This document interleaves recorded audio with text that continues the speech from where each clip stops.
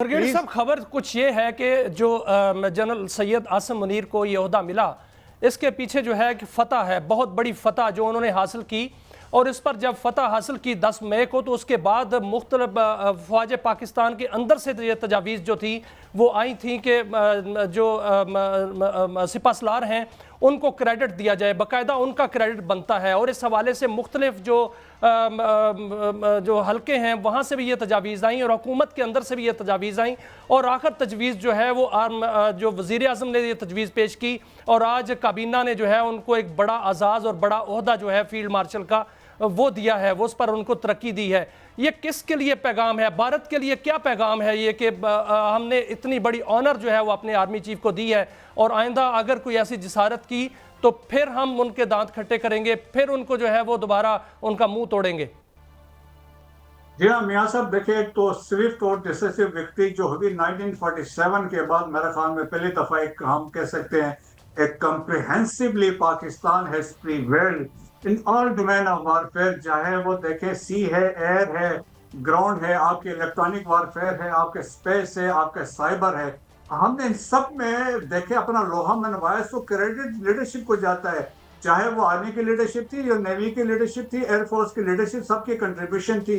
LOC पे आप हमारी परफॉर्मेंस देखें तो मैसेज जो है इंडिया के लिए है कि हमारे लिए, हमने दुनिया में ये मान लिया है कि it was a victory for Pakistan. 10 मई इसमें जिस तरह 5 घंटे की जो जंग लड़ी गई उसमें वो हमारी एक विक्ट्री थी और उसको एक्नॉलेज देखें इंटरनेशनल कम्युनिटी भी कर रही है। इलेक्ट्रॉनिक प्रिंट मीडिया को उठा के देख लें, इवन फ्रांस के जो आप देखें कि लिमोंड को देख ले, फ्रांस 24 को देख लें, उन्होंने एक्नॉलेज किया कि राफेल को उन्होंने पाकिस्तानी एयरफोर्स ने गिराया और उन्होंने उसका डिस्क्रेडिट इंडियन एयरफोर्स को किया, उनके प्रोफेशनलिज्म को क्वेश्चन किया।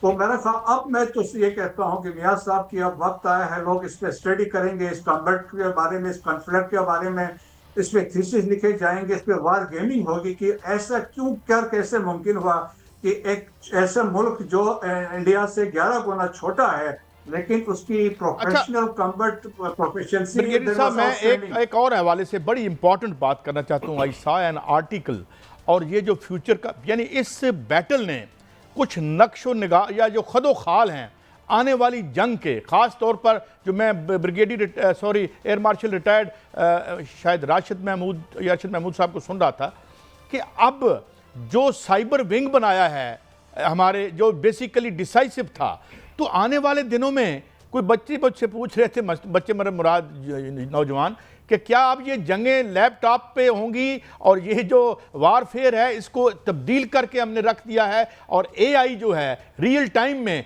जो इन्फॉर्मेशन मिली हमको, जिसकी बुनियाद पे राफेल जो है एक लाफिंग स्टॉक बन गया जो कि बहुत बड़ा, तो क्या अब वारफेयर आने वाला बदल गया है? आर्टिफिशियल इंटेलिजेंस और ड्रोन के जरिए लड़ाई होगी और टेक्नोलॉजी की लड़ाई होगी, जनाब ब्रिगेडियर साहब? जी कादिर साहब, देखें कि टेक्नोलॉजी की अभी वार गेमिंग आ गई है। टेक्नोलॉजिकल एज भी जिस तरह आपने बात की, हमने साबित किया। और देखिए कि 95% लोग कहते हैं कि हम अपनी जो हमारी इनबिल्ट ये कैपेबिलिटीज थी कि जिसकी मदद से हमने इस तरह परफॉर्म किया है। और देखिए फ्यूचर वारफेयर में यकीनन एयरफोर्स का एक बड़ा कलीदी किरदार होगा। आप जब हम वारफेयर की डेवलपमेंट को देखते हैं तो किसी जमाने में जब कहा कि कंडक्ट ऑफ वार में ये बात की गई कि जी जो एयरफोर्स है वो बड़ा पिवटल रोल अदा कर सकती है, सेकेंड वर्ल्ड वॉर की बात है। आज भी एयरफोर्स का बड़ा किरदारी किरदार रहेगा और होगा फ्यूचर में। इसके अलावा ड्रोन्स का बड़ा कंसेप्ट आया है। देखें जिस तरह ड्रोन्स अजरबैजान ने यूज किए हैं या अभी रशिया में या यूक्रेन वाले यूज कर रहे हैं, तो इनकी बड़ी इंपॉर्टेंस आ गई है। और इस ड्रोन में देखिए स्पेशली वो वेपन्स और जो सारे कुछ कैरी करते हैं, और जिस तरीके से हेरोन ड्रोन्स, जो हेरो ड्रोन्स है जो हमने मार गिराए हैं यहाँ पाकिस्तान में, $100 मिलियन का एक वो था, तो वो उनकी भी इंपॉर्टेंस बढ़ गई है। फिर उसके बाद साइबर वारफेयर है, इलेक्ट्रॉनिक वारफेयर है, यू कंट्रोल द थिंग्स। जिस तरीके से देखें कि आपने 70% इंडिया में कम्युनिकेशन जो थे, उनके ग्रिड स्टेशन जो थे, रेलवे, एयर वाले सारे, इवन गैस की सप्लाई आपने पैरालाइज कर दिया था। So that was the capability which was demonstrated by the Pakistan के जो प्रोफेशनल्स हैं। देखने में ये आ रहा है कि जैसे 10 मई के बाद भारत के बुरे दिन शुरू हो चुके हैं, हर दिन उनके लिए बुरा निकलता है, वहां पर लड़ाइयां हो रही हैं। आपस में लड़ रहे हैं, मोदी को से इस्तीफे मांगने की जो है वो मुतालबा किया जा रहा है। और एक बड़ी बात ये हुई है कि ट्रैवल एंड टूरिज्म के रूप में रा का एक बड़ा नेटवर्क जो है वो पकड़ा गया है। अमेरिका ने उन पर पाबंदियां लगा दी हैं कि कोई ट्रैवल एंड टूर्स का जो है वो वीज़ा नहीं मिलेगा, और ये भी कहा गया है कि वो इंसानी स्मगलिंग में जो है उनके सफारतकार मुलव्वस थे। दूसरी जानब हमें बड़ी कामयाबियां मिल रही हैं ब्रिगेडियर साहब, चीन में इसहाक डार साहब वहाँ पर मौजूद हैं, और वहाँ पर जो है वो चीन ने जो है वो वहाँ पर बड़ा अप्रिशिएट किया है और पाकिस्तान ने उनका शुक्रिया अदा किया है। और चीन ने साथ साथ एक नए हथियार जो हैं वो भी बना लिए हैं जो लेज़र से दुश्मन के हथियारों को नकारा करते हैं। क्या वो भी हमें जो हथियार हैं वो भी हम हासिल करेंगे? और पाकिस्तान को जो कामयाबियाँ मिल रही हैं और जो इंडिया को नाकामियाँ मिल रही हैं उस बारे बताइएगा।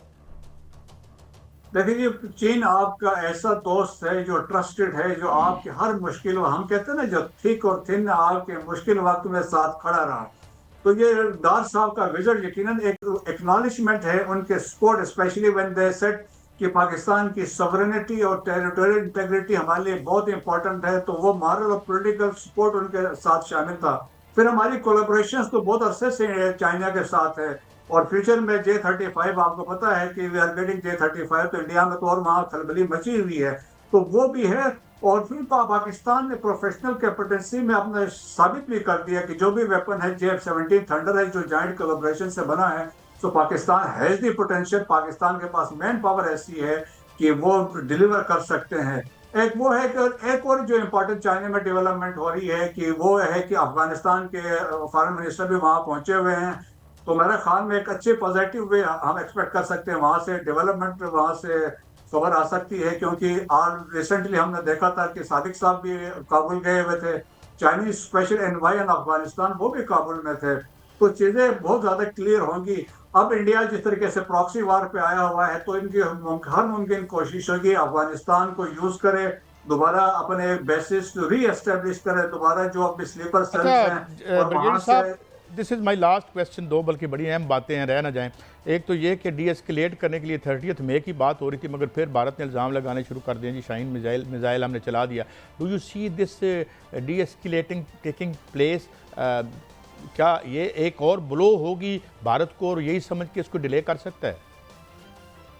नहीं, मुझे काजी साहब, मुझे लगता है कि एस्केलेशन होगी, क्योंकि अंडरस्टैंडिंग जो अभी डीजेएमओस की आपस में हो रही है वो कंटिन्यूटी में जा रहे हैं। और देखें, इस दफ़ा it is not a bilateral जो कंट्री टू इंडिया क्लेम्स, ये अमेरिकन ने करवाया। जब ट्वीट अमेरिकन प्रेसिडेंट करता है तो अमेरिकन की इन्वॉल्वमेंट है, जब ट्वीट करता मार्क रूबियो, इस अमेरिकन इन्वॉल्वमेंट यहाँ पे है।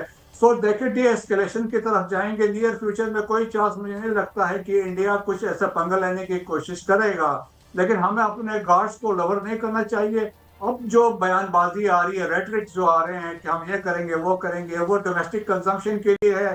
क्योंकि इंडिया के अंदर से जहाँ पे इंडिया की ह्यूमिलिएशन हुई है, जो कहते हैं ना इंटरनल कैपिटल है, जो डोमेस्टिक आइडियंस है, वो अभी बीजेपी संघ परिवार के अगेंस्ट हुआ है।